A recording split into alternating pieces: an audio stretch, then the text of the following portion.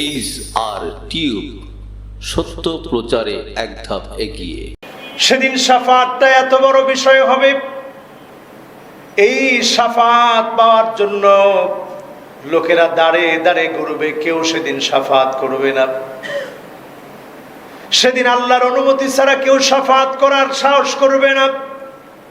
সেই কঠিন মুসিবতের সময়ে নবীজি আমার মুহাম্মদ সাল্লাল্লাহু আলাইহি ওয়াসাল্লাম আউয়ালু মান তানশাক্কু আনহুল আরদ, জমিন থেকে প্রথম মাথা উঠাবেন।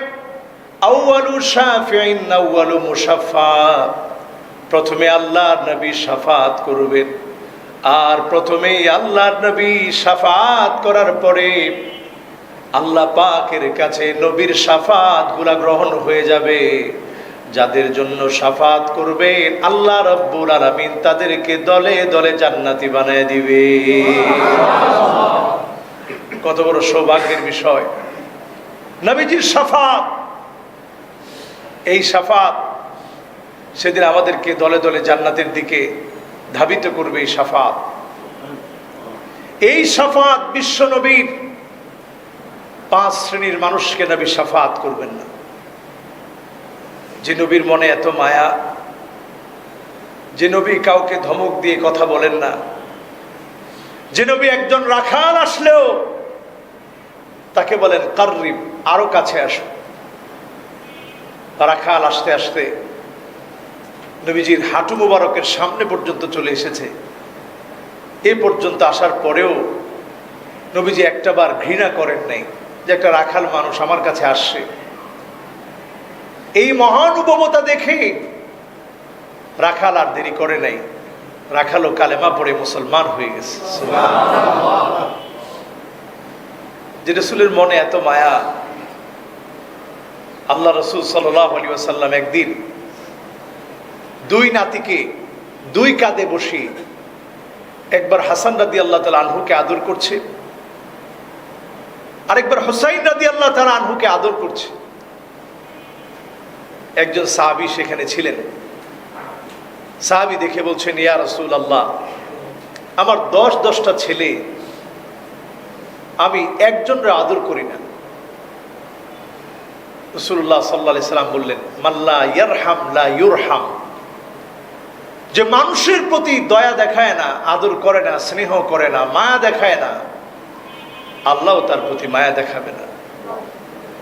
যে রাসূলের মনটা ছিল মায়ায় ভরা, যে রাসূল উম্মতের জন্য প্রথম মাথাটা উঠি উম্মতের কথা স্মরণ করব, উম্মতের মায়ায় যে নবী শাফাত শুরু করব।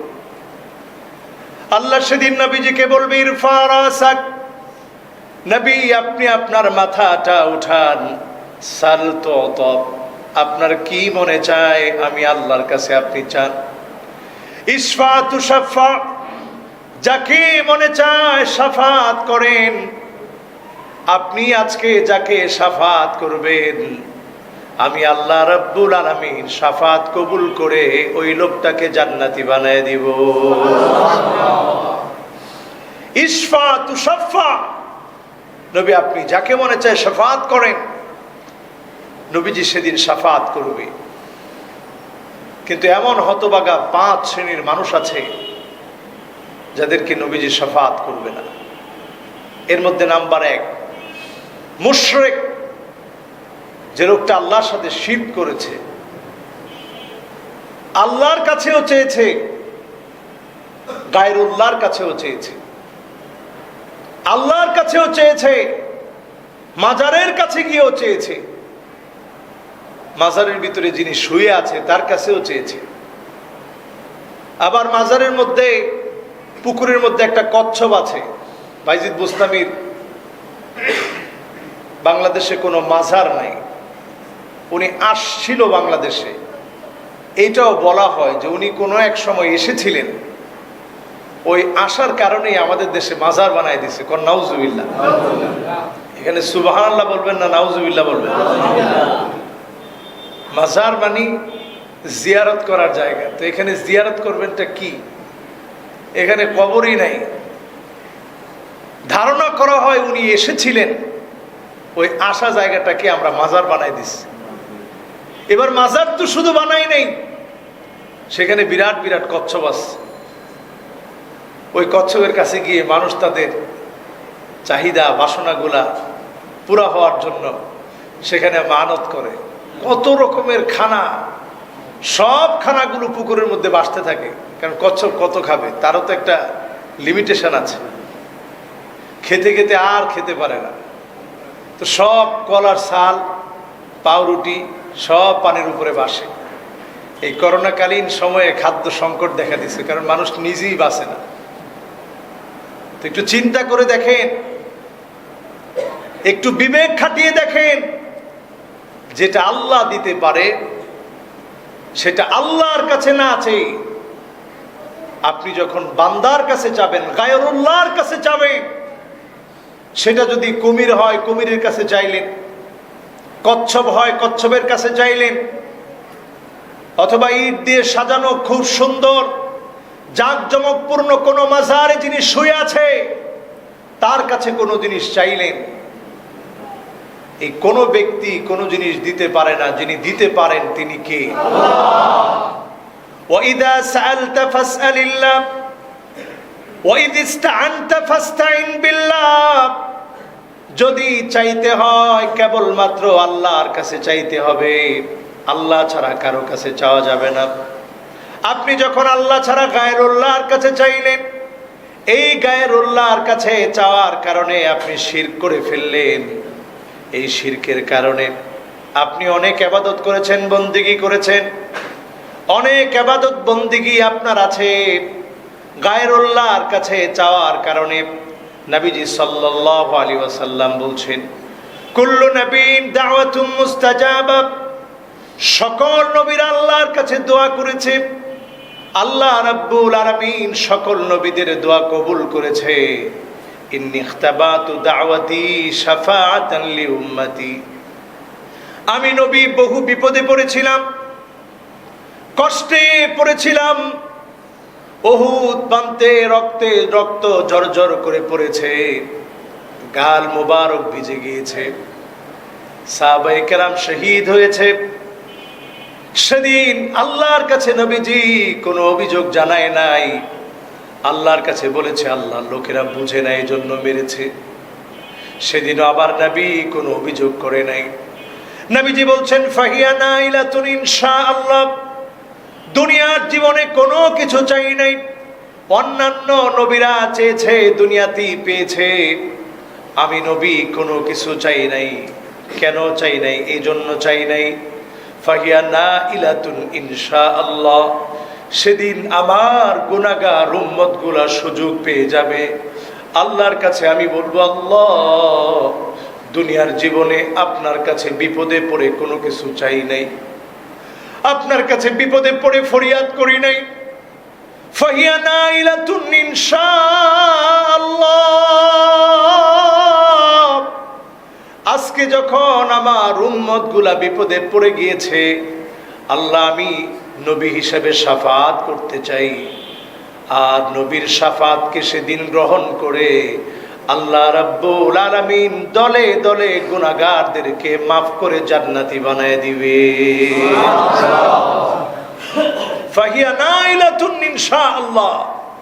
নবীজি বলতেছে, দুনিয়ার জীবনে যে চাইলাম না, এই না চাওয়ার রেজাল্টটা সেদিন আমার উম্মত আল্লাহর কাছে পেয়ে যাবে। আল্লাহ পাক আমি নবীকে সুযোগ দিবে শাফাত করার। আর আমি নবী যখন শাফাত করব, শাফাতে তারা ধন্য হবে। মান মাতা মিন উম্মতি লা ইউশরিক বিল্লাহি আহাদা। যে উম্মত মৃত্যুবরণ করলো আল্লাহর সঙ্গে কাউকে শরীক করে নাই, সে উম্মত সেদিন আমি নবীর শাফাতে ধন্য হয়ে আল্লাহর জান্নাতে চলে যাবে। তাহলে বোঝা যায়, মুশরিক যে ব্যক্তি, যে লোকটা আল্লাহর সঙ্গে শিরক করেছে, সে কিন্তু সেদিন শাফাতে ধন্য হবে না। সেই লোকটা সেদিন শাফাতে ধন্য হবে না।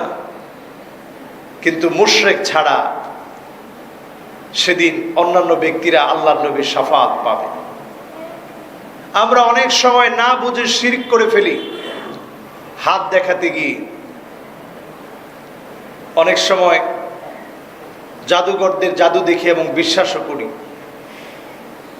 জাদুঘরদের শাস্তি হচ্ছে এদেরকে মেরে ফেলতে হবে, কারণ তারা এমন মিথ্যাচার করছে।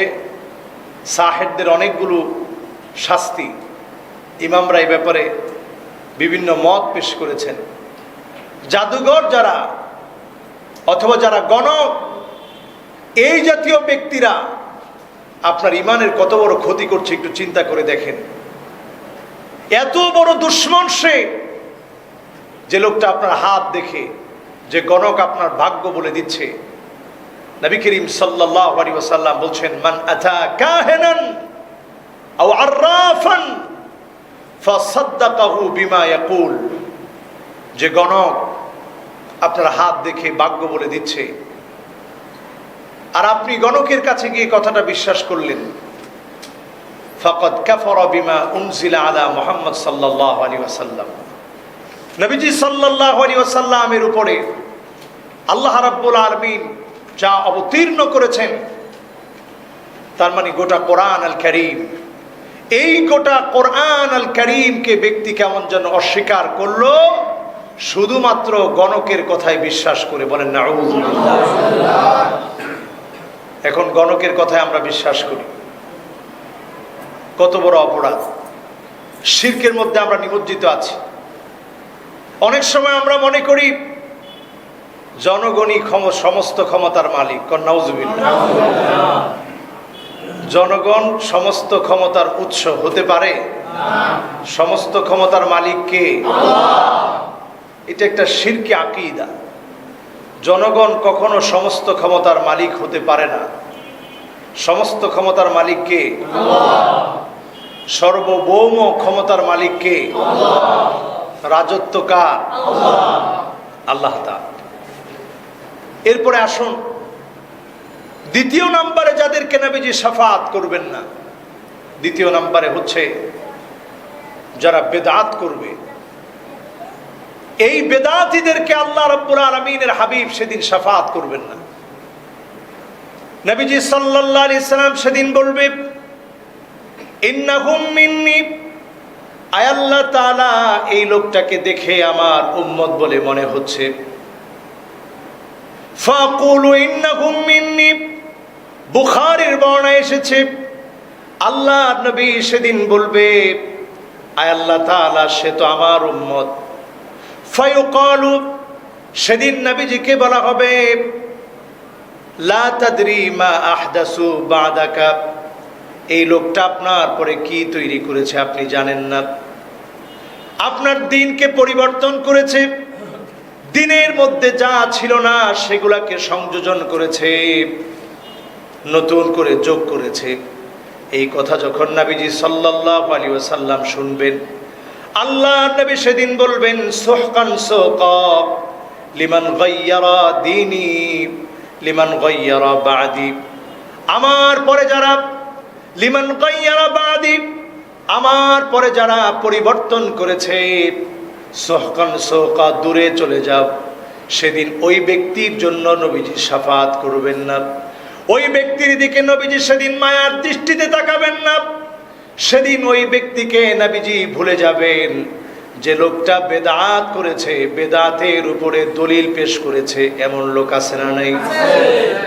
নিজেরা বেদাত করে, লিমান গায়্যারা বাদি, নিজেরা বেদাত করছে, আবার এই বেদাতের দলিলও দিচ্ছে।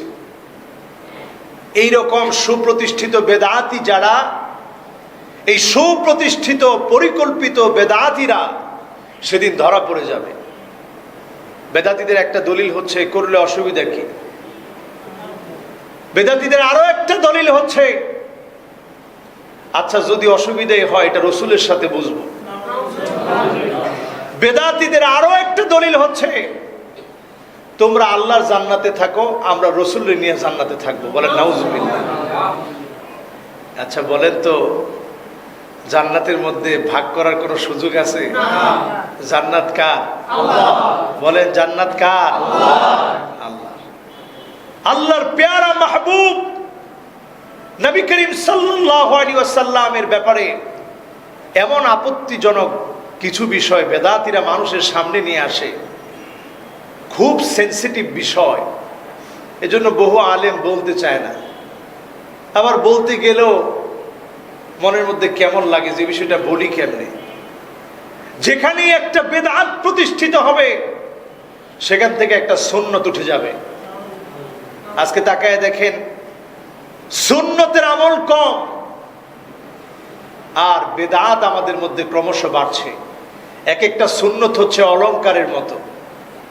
অলংকার দিলে যেমন একজন নারীর সৌন্দর্য বর্ধিত হয়, ঠিক তেমনি একজন মুসলমান যখন সুন্নত দিয়ে নিজের জীবনটাকে সাজায়, সুন্নত দিয়ে যখন জীবনটাকে রাঙায়, সুন্নতটাকে দিয়ে যখন জীবনটাকে সাজিয়ে তোলে, তখন তার সৌন্দর্য বেড়ে যায়। কার কাছে?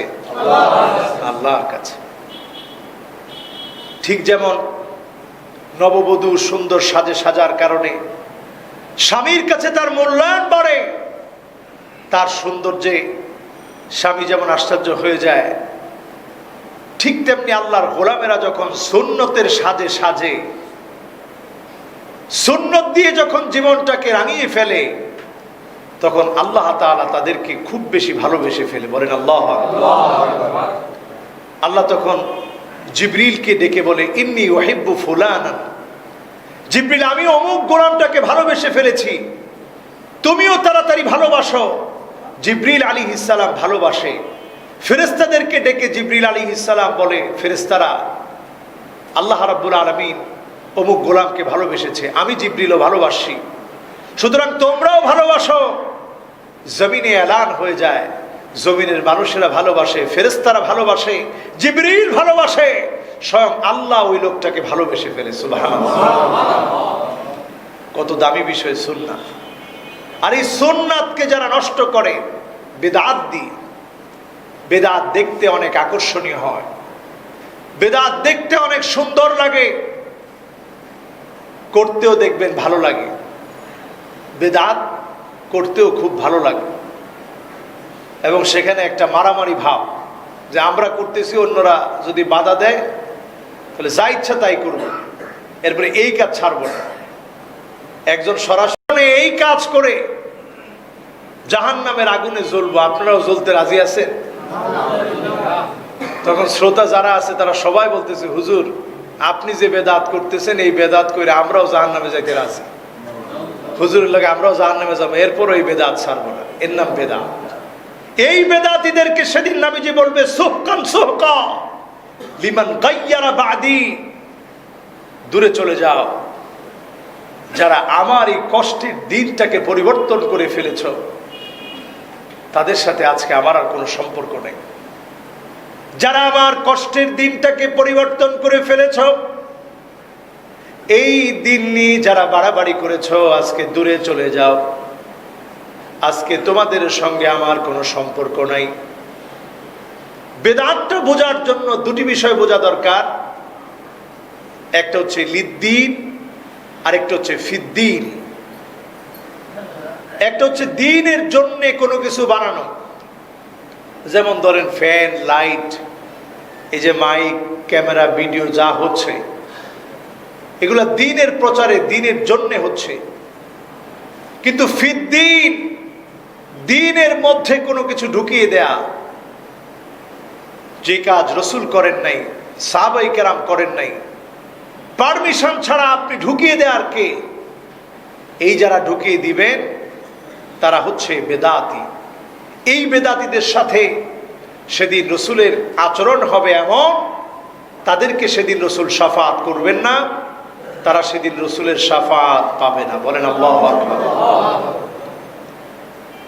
এজন্য আজকে যারা আমার সামনে বসা আছেন, এই মুহূর্তে আমল করার ক্ষেত্রে একটু চিন্তা করবেন, এই আমলটা রসুল কিভাবে করেছেন। আল্লাহ যেন আমাদেরকে তৌফিক দান করে, পড়ি আমিন। এরপরে আসুন তৃতীয় নম্বরে যাদেরকে নবীজি সাল্লাল্লাহু আলাইহি ওয়াসাল্লাম শাফাত করবেন না, মান ইউকাযযিবু বিশ-শাফা। সমাজের ভিতরে এমন কিছু মানুষ আছে যারা নবীজির শাফাতকে বিশ্বাস করে না। বলেন নাউজুবিল্লাহ। এখন এক শ্রেণীর ধর্ম মানে ধর্ম মেনে এক শ্রেণীর মানুষকে পাওয়া যায় যারা শাফাআতটা নিয়ে অনেকটা অবহেলা করতে চায়, যারা শাফাআতটা নিয়ে এমন বুঝাতে চায় যে আমার খুব ইবাদত বন্দেগী আছে, শাফাআতের দরকার কি? বলেন নাউজুবিল্লাহ। আবার আরেকটা শ্রেণী নতুন এসেছে, তারা শাফাআতটাকে টোটালি অ্যাভয়েড করতে চায়। এইভাবে তারা বোঝাতে চায় আল্লাহ অনুমতি দিলে তো নবীজি শাফাআত করবে। এখন অনুমতি সেদিন পাবে কি পাবে না? বলেন পাবে কি না? বলেন রসুল সেদিন শাফাআতের অনুমতি পাবে কি না? শুধু পাবেই না, আল্লাহ বলবে ইশফা তুশাফা, যাকে মনে চায় শাফাআত করেন, যাকে মনে চায় শাফাআত করেন। নবী ইরফা রাসাক, আপনি আপনার মাথাটা উঠান, যাকে মনে চায় আপনি শাফাআত করেন। কিন্তু কিছু লোক আছে যারা শাফাআতটাকে অস্বীকার করে। এর মধ্যে প্রথমত সকল কাফের কুফার বেদিন বেঈমান চলে আসবে, তারা নবীজির শাফাআত মানে না, এজন্য তারা সেদিন নবীজির শাফাআত পাবে না। জন্মসূত্রে মুসলমান এমন কিছু বামপন্থী চলে আসবে যারা নবীজির একটা সুন্নত কেউ কোনোদিন মানে নাই, বরং যারা আলেম ওলামা, যারা মাদ্রাসার ছাত্রদেরকে দেখলে, রসুলের সুন্নাহকে দেখলে নাক ছিটকিয়ে কথা বলেছে, এমন লোক আছে না নাই? শাফাআত থেকে মাহরুম হবে তারা। নাস্তিক শ্রেণীর মানুষগুলো সেদিন শাফাআত থেকে মাহরুম হবে, যদিও অনেকে জন্মসূত্রে মুসলমান, কিন্তু এই জন্মসূত্রে মুসলমান হলেই চলবে না। আপনি রসুলের শাফাআতকে বিশ্বাস করেন নাই, সেদিন শাফাআত থেকে মাহরুম হবে। এই মর্মে বেশ কয়েকটি হাদিস এসেছে।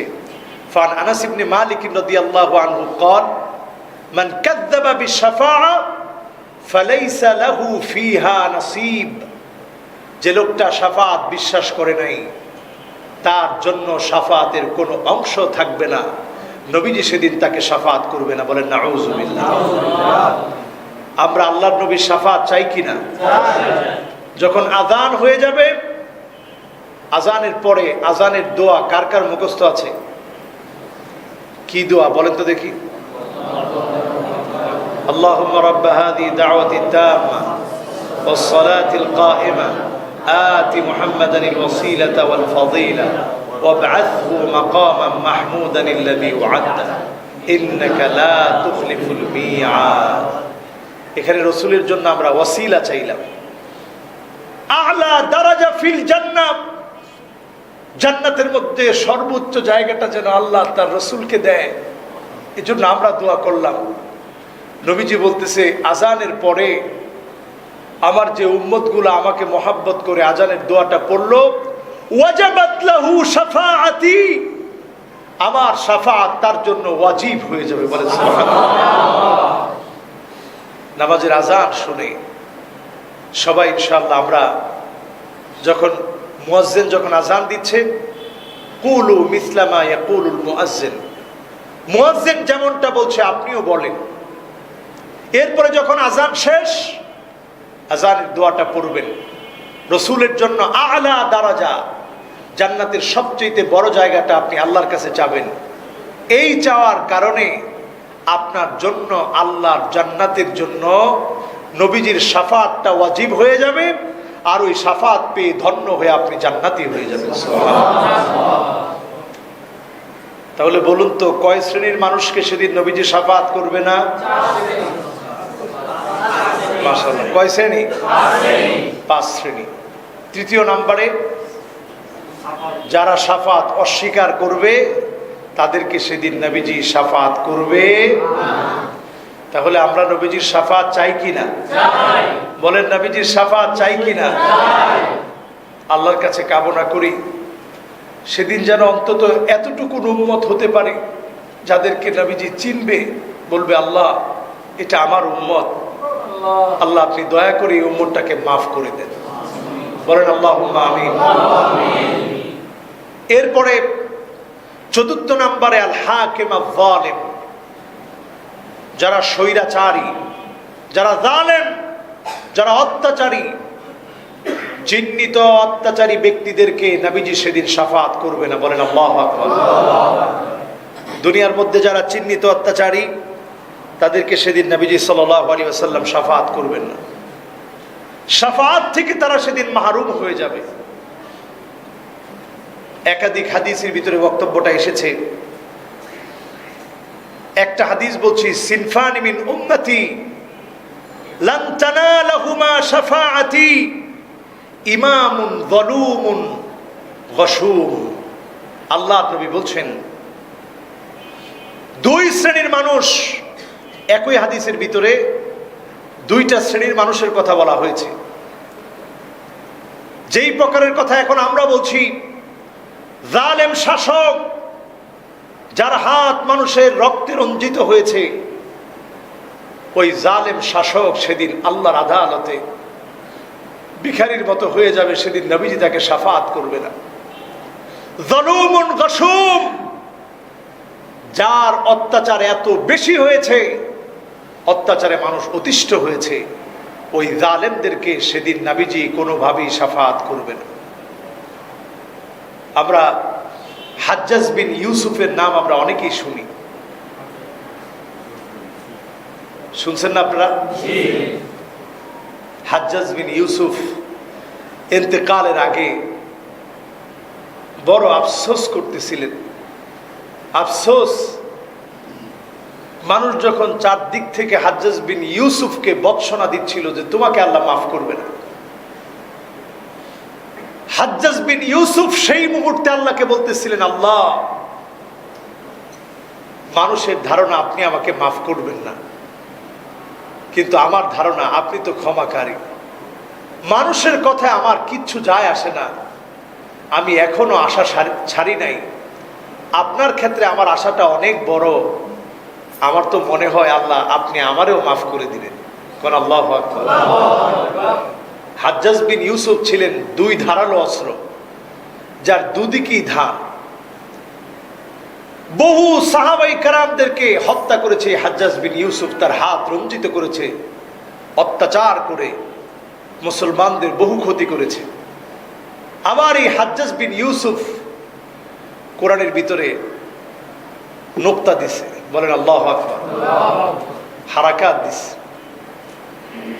এই যে হরকত দিছে, এই বড় কাজটা যে করছে, আল্লাহ কোন ওসিলায় কাকে মাফ করে। এই জন্য আব্দুল্লাহ বিন ওমর রাদিয়াল্লাহু তাআলা আনহুর সামনে একদিন হাজ্জাজ বিন ইউসুফের ব্যাপারে যখন বলা হচ্ছিল যে হাজ্জাজ বিন ইউসুফ এত বড় অপরাধী, তিনি বলতেছিলেন তার হিসাব তাকে দিতে দাও, আর তোমার হিসাব তুমি আল্লাহর কাছে দিও। বলেন আল্লাহু আকবার। আমরা যারা একটু বসা আছি, চিন্তা করেন তাহলে আমাদের অপরাধ কত বেশি, যে হাজ্জাজ বিন ইউসুফ এত অপরাধ করার পরেও আব্দুল্লাহ বিন ওমর রাদিয়াল্লাহু তাআলা আনহু তার কথা শুনতে চান নাই। বলছে থাক, তারটা তার উপরে ছেড়ে দাও, আর তোমার হিসাব দেওয়ার জন্য তুমি প্রস্তুতি নাও। এজন্য সম্মানিত মুসল্লিয়ান কেরাম, অত্যাচার করা যাবে না, জুলম করা যাবে না। মনে রাখবেন, কোন একটা জনপদে যখন অত্যাচার বেড়ে যায়, জুলম বেড়ে যায়, তখন ওই রাষ্ট্রের মধ্যে ধর্ষণও বেড়ে যায়। এখন আমাদের দেশে ধর্ষণ কম না বেশি? আপনারা যত জোরে বেশি বললেন তাতে বোঝা যায় আসলেও বেশি, ঠিক কিনা? প্রথম আলো থেকে একটা তালিকা নিলাম। 2008 সনে ধর্ষণের শিকার হয়েছিল 307 জন। 2009 সনে সেটা বেড়ে হয়েছে 393 জন। 2010 সনে সেটা হয়েছে 593 জন। 2011 সনে সেটা হয়েছে 635 জন। 2012 সনে সেটা হয়েছে 508 জন। 2013 সনে হয়েছে 516 জন। 2014 সনে হয়েছে 544 জন। 2015 সনে হয়েছে 808 জন। 2016 সনে হয়েছে 1050 জন। 2017 সনে 1251 জন। 2018 সনে 732 জন। আর 2019 সনে 1413 জন। 2020 সনে, এটা আল্লাহই ভালো জানে। এই যে একটা অবস্থা আমাদের দেশের এখন, ধর্ষণের শাস্তি কি এটা আমরা অনেকে জানিই না। ইয়াসআউনা ফিল আরদি ফাসাদা, যারা জমিনের মধ্যে উদ্যত্তপূর্ণ আচরণ যারা করবে, বিশৃঙ্খলাপূর্ণ আচরণ যারা করবে, তারা আল্লাহ এবং তার রাসূলের বিরুদ্ধে সরাসরি লড়াই নেমেছে, তাদের শাস্তি হচ্ছে মৃত্যুদণ্ড। জোরে বলেন কি দণ্ড? এই আচরণ যারা করছে প্রত্যেকটা মসজিদ থেকে আওয়াজ ওঠা দরকার। আজকে দেখুন সারা বাংলাদেশে আন্দোলন চলছে। আচ্ছা, এই আন্দোলন কেন? এই আন্দোলন আমার মা, আমার বোন, এই সমাজটা যেন ভালো থাকে, এই জন্যই তো এই আন্দোলন। এই আন্দোলনটা তো এই জন্যই, যাতে করে আমার দেশের তরুণ তরুণী, আমার দেশের যুবক যুবতী, আমার দেশের নারী, আমার দেশের পুরুষ, আমার দেশের সমাজটা যেন ভালো থাকে। সমাজ বিজ্ঞানী, মনোবিজ্ঞানীরা গবেষণা করে তারা বলছে, এই 2008 থেকে নিয়ে 2020 পর্যন্ত তারা একটা গবেষণা চালিয়েছে। গবেষণার রেজাল্ট হিসেবে তারা বলছে যে এই যে ক্রমশ বাড়ছে, এটা কি আসলে বয়সের কারণে, সামাজিক কারণে, নাকি অবাধ ইন্টারনেটের কারণে? সব শেষে তারা এত গবেষণা করে তারা কোনো রেজাল্ট মিলাতে পারছে না। তবে একটা জায়গায় কথা বলতে তারা খুব লজ্জা পায়। সে জায়গাটা হচ্ছে ধর্মীয় শিক্ষা না থাকার কারণে এই কথাটা তারা তাদের মুখ দিয়ে বলতে চায় না, ঠিক কি না? ধর্মীয় শিক্ষা না থাকার কারণে, ধর্মীয় শিক্ষা না থাকার কারণে শিক্ষাঙ্গনে পর্যন্ত, এমসি কলেজের ছাত্রাবাসে পর্যন্ত আজকে যে নারীকে ধর্ষণ করা হলো স্বামীর সামনে, এখানে অনেক ধরনের বিষয় আছে। এখন আমরা ওই বিষয়গুলো বলতে গেলে মানুষ অপবাদটা আমাদের কাঁধে দেয়। আচ্ছা বলুন তো, মাহফিলের কারণে কি ধর্ষণ বেড়েছে? একজন মহিলা সেদিন বক্তব্য দিচ্ছিল, আমি অবাক হয়ে দেখলাম আর চিন্তা করলাম, মানুষের বিবেক কোথায়? ধর্ষণের মাস্টার মাইন্ড যারা, আমরা অনেক সময় তাদেরকে চিনি না। এই সমস্ত নারীবাদী সংগঠনগুলো যারা নারী নেতৃত্ব দেওয়ার জন্য কথা বলে, যারা নারীদেরকে উস্কে দেয়, যারা ফুসলে দেয়, এরাই কিন্তু ধর্ষণের পিছনে অন্যতম দায়ী, ঠিক কি? তাদের একটা বক্তব্য সেদিন আমাকে অবাক করে দিয়েছে।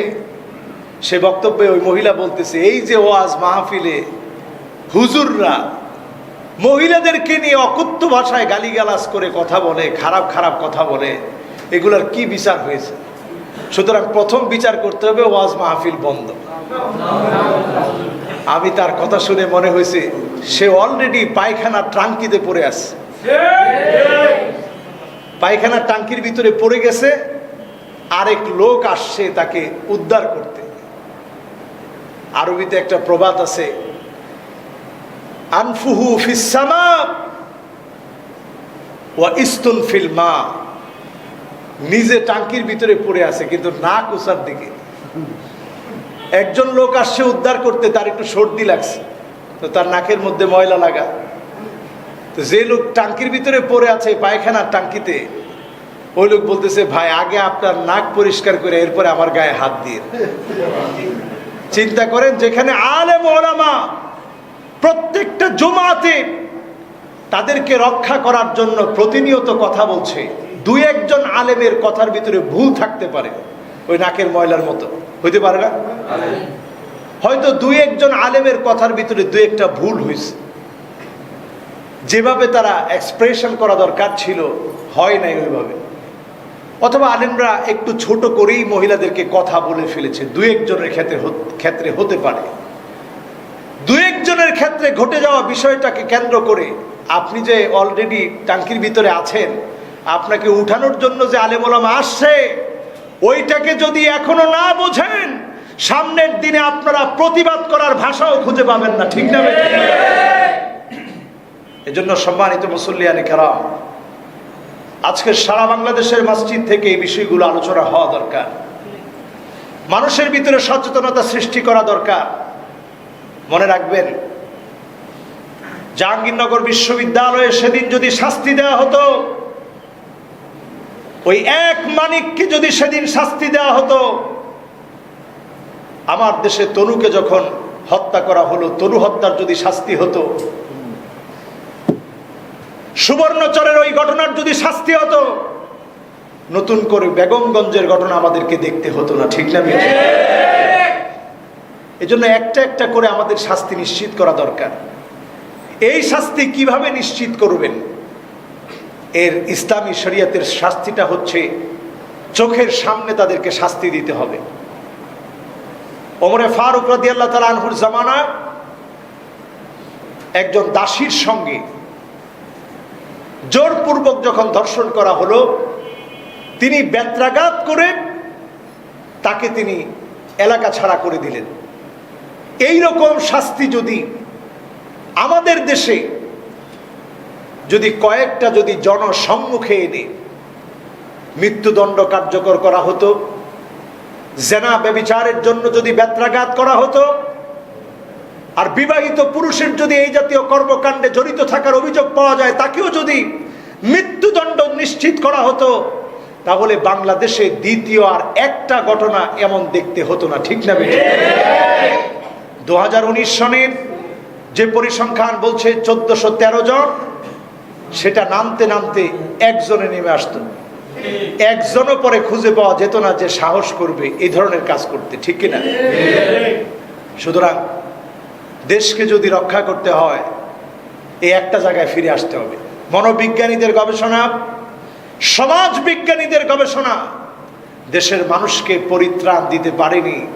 কিয়ামত অবধি চেষ্টা করেও পরিত্রাণ পাওয়া যাবে না, যতক্ষণ না আমরা আল্লাহর দ্বীনের পথে, শরীয়তের পথে যতক্ষণ পর্যন্ত আমরা না আসব, যতক্ষণ পর্যন্ত আল্লাহর ভয় কলিজার ভিতরে ঢুকিয়ে দেওয়া না যাবে, ততক্ষণ পর্যন্ত পরিবর্তন সম্ভব না। সাহাবায়ে কেরামের মধ্য থেকে মালিক বিন মাইজ রাদিয়াল্লাহু তাআলা আনহু জিনা সংগঠিত হয়ে যাওয়ার পরে নবীজির কাছে চলে আসলেন দৌড়ে, ইয়া রাসূলুল্লাহ তাহহিরনি, আপনি আমাকে পবিত্র করে দেন। আল্লাহর নবী বললেন, ঘরে চলে যাও, ফাস্তাগফিরিল্লাহ, আল্লাহর কাছে গিয়ে ক্ষমা চাও, আল্লাহ তোমাকে মাফ করে দিবে।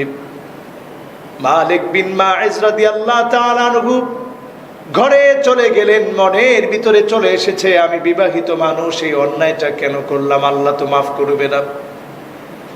আবার নবীজির কাছে চলে আসলেন। আল্লাহর নবী বললেন, মালিক রে, ঘরে চলে যাও, আল্লাহর কাছে ক্ষমা চাও। মালিক চলে গেলেন, কিন্তু শান্তি পায় না। আবার চলে আসলেন, ইয়া রাসূলুল্লাহ তাহহিরনি, আপনি আমাকে পবিত্র করেন। আল্লাহর নবী ঘরে পাঠিয়ে দিলেন। সাহাবী আবার রাসূলুল্লাহর কাছে চলে আসলেন, ইয়া রাসূলুল্লাহ তাহহিরনি, আপনি আমাকে পবিত্র করেন। আল্লাহর নবী বললেন, ফাবিমা উতাহহির, ও সাহাবী, কোন জিনিস থেকে পবিত্র করব, কি অন্যায় তুমি করেছো? সাহাবী বললেন, ইয়া রাসূলুল্লাহ, আমি জিনা করে ফেলেছি, গুনাহ করে ফেলেছি, আমাকে আপনি শাস্তি দিয়ে পবিত্র করেন। আল্লাহর নবী প্রশ্ন করলেন, আমার মালিক কি মদ পান করেছে নাকি? সাহাবায়ে কেরাম বললেন, না ইয়া রাসূলুল্লাহ, মালিক মদ পান করে নাই, মদের কোনো ঘ্রাণ নাই। আল্লাহর নবী বললেন, আহুয়া মাজনুন, আমার মালিক কি পাগল হয়ে গেছে নাকি? সাহাবায়ে কেরাম বললেন, না, মালিক তো পাগল না। আল্লাহর নবী বললেন, যদি পাগল না হয়, আমি 3 বার তাকে ফিরিয়ে দিয়েছি, কেন সে এসেছে?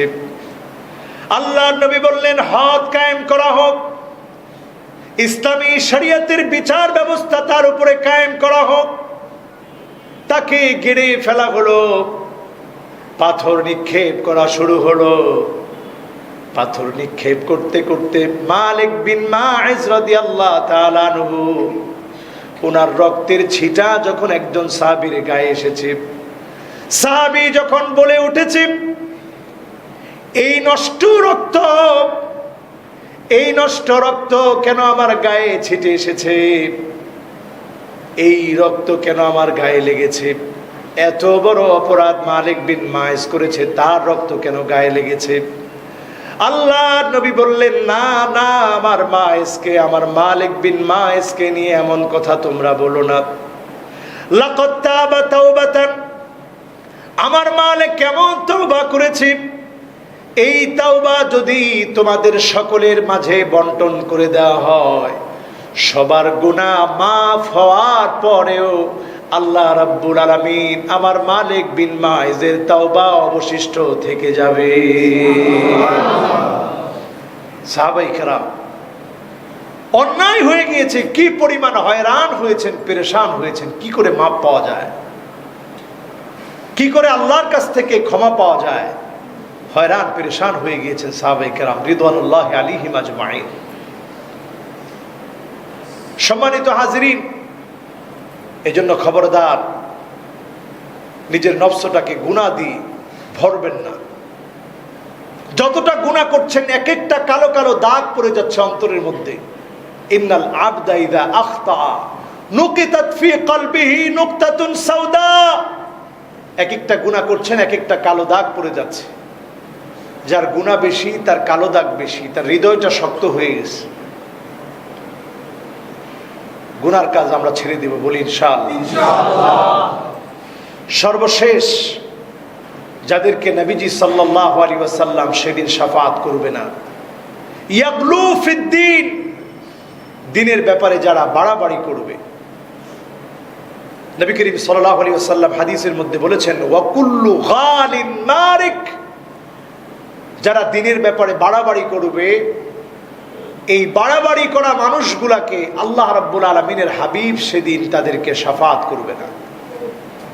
যেমন বাড়াবাড়ি করে ফেলেছে খাওয়ারেজরা, খারেজি, তারা দ্বীনকে নিয়ে বাড়াবাড়ি করে ফেলেছে।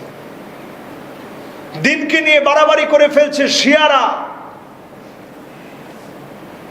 এমন যে বা যারা যে যেখানে আছে দ্বীনকে নিয়ে প্রচন্ড বাড়াবাড়ি করে। আমাদের দেশেও দেখবেন দ্বীনকে নিয়ে প্রচন্ড বাড়াবাড়ি করে এক শ্রেণীর নামদারি গোলাপি সুন্নি নামক কিছু লোকেরা, ঠিক না বেঠি? তারা নিজেরাই নাম দিচ্ছে, যেটা হচ্ছে গোলাপি সুন্নি, এটা হচ্ছে মিঠা সুন্নি, আর এইটা হচ্ছে করাইয়া সুন্নি, মানে পুরা করা, সে আপ টু বটম সে করা। এই জাতীয় সুন্নি যারা, তারা ইয়াগলু ফিদ্দিন, দ্বীনের ব্যাপারে বাড়াবাড়ি করছে। এই বাড়াবাড়ির কারণে তারা সেদিন ধরা পড়ে যাবে। কেমন বাড়াবাড়ি? তারা সেজদা পর্যন্ত পীর সাহেবের জন্য সাবেত করে ছেড়েছে। নাউজুবিল্লাহ। সেজদা দিবেন কাকে? আরো জোরে চিল্লায় বলেন কাকে? যত বড় সুন্দর পীর সাহেব কেবলা হোক না কেন, পীর সাহেবের আবার কেবলা বানাইছে। কেবলা কয়টা? বলেন বলেন কয়টা? আমাদের কথায় শব্দ চয়নে কত মারাত্মক বিষ ঢুকে আছে। পীর সাহেব কেবলা, হুজুর কেবলা। কেবলা যদি এতগুলা হয়, আপনার কেবলা কয়টা? এক কেবলা। সেই এক কেবলাকে তারা এখন পীর সাহেব কেবলা বানায়া, ওই পীর সাহেব কেবলাকে তারা সেজদা করাটাকে বলে এটা সাধারণ সেজদা না, একটা হচ্ছে তাআব্বুদি, ইবাদতগত সেজদা, যেটা আল্লাহরে দেই, আর আরেকটা হচ্ছে তাজিমি, সম্মান দিয়ে সেজদা, যেটা পীরের দেই। নাউজুবিল্লাহ। পীর সাহেবের সেজদা দেয়, এটা আবার তাজিমি সেজদা। নাউজুবিল্লাহ। কি বাড়াবাড়ি দিন নিয়া পীর সাহেবের সেজদা দেয়, এটা আবার তাজিমি সেজদা। সেদিন দেখলাম একটা গানের ভিতরে বলতেছে, হজ করিতে আমরা অমুক হুজুরের দরবারেতে যাই। আমি কোন হুজুরের নাম নিলাম না, আপনারা দেখে নেবেন। হজ করার জন্য অমুক হুজুরের দরবারে যায়। আচ্ছা, হজ করার জন্য কি কোন হুজুরের দরবারে যাওয়া যাবে? হজ করতে কোথায় যেতে হয়? সবাই বলেন কোথায়? হজ করতে নির্দিষ্ট সময়ে, ফি জামানিন মাখসুস, নির্দিষ্ট সময়ে, নির্দিষ্ট মাসে, নির্দিষ্ট জায়গায়, আল কাসদু ওয়াল ইরাদা, আপনার ইচ্ছাটাকে যখন আপনি বেঁধে ফেলবেন, মক্কাতুল মুকাররমাতে গিয়ে যখন আপনি হজ করার জন্য আপনি যখন তাওয়াফ করলেন, আপনি যখন সাই করলেন, মাথা মুন্ডন করলেন, ইহরামের কাপড় আপনি হালাল হয়ে খুললেন, আপনি হজ করলেন, আপনি হজের এই কার্যক্রম কি কোনো পীর সাহেবের কাছে গিয়ে করা যাবে? বাংলাদেশের অনেক বড় নামি দামি দরবারে গিয়ে করা যাবে? কোথায় গিয়ে করতে হবে? কাবা। আরাফায় আল হাজ্জ ওকুফ আরাফা। দিনের ব্যাপারে কি প্রচন্ড বাড়াবাড়ি তারা করছে। তারা বলতেছে হজ করতে নাকি অমুক পীরের দরবারে যায়। নাউজুবিল্লাহ। এই জাতীয় কর্মকাণ্ড এখন যে পীরদের দরবারে দেখা যাচ্ছে, এরাই দিনের ব্যাপারে প্রচন্ড বাড়াবাড়ি করে তারা বলে পীরের জন্য সেজদা করা। অথচ নবী করিম সাল্লাল্লাহু আলাইহি ওয়াসাল্লাম বলতেছেন কারো জন্য সেজদা হবে না। লাউ আমারতু আন তাসজুদা লিআহাদিন, আমি নবী যদি কাউকে সাজদা করার অনুমতি দিতাম আল্লাহ ছাড়া আর অন্য কাউকে, নিজে হেঁটে হেঁটে ঘরে আসে, গাটা ভিজে যায় শুধু একটু পরিবারের মুখে হাসি ফোটানোর জন্য। যে স্বামীরা এত কষ্ট করে, আমি নবী বলতাম যদি কাউকে সেজদা করা জায়েজ হতো তাহলে অনুমতি দিতাম ওই স্বামীদেরকে সেজদা করতে। তাইলে সেজদা করা জায়েজ না নাজায়েজ? জোরে বলেন, জায়েজ না নাজায়েজ? বিলকুল নাজায়েজ, হারাম এই সেজদা। এই সেজদা যদি আপনি করেন, আপনি কিসের ইমানদার, কিসের নবীর শাফাত? সেদিন নবী আপনাকে শাফাত করবে না। কোরআন কারীমের একটি আয়াত দিয়ে শেষ করতে চাই। আল্লাহ রাব্বুল আলামিন বলছেন ওয়ামা লিয-যালিমিনা মিন হামিমিন ওয়ালা শাফিয়া। কোন জালেমের জন্য সেদিন পরম বন্ধু পাবে না, আর শাফাতকারীও পাবে না। আল্লাহকেও পেল না, রাসূলকেও পেল না। সেদিন তার জায়গা হবে কোথায়? জাহান্নামে। বলেন, জায়গা হবে কোথায়? জাহান্নামে। জায়গা হবে জাহান্নামে। আল্লাহ আমাদের সকলকে হেফাজত করুক, পড়ি আমিন। আলহামদুলিল্লাহ, আজকে আমরা চেষ্টা করেছি একেবারে সময়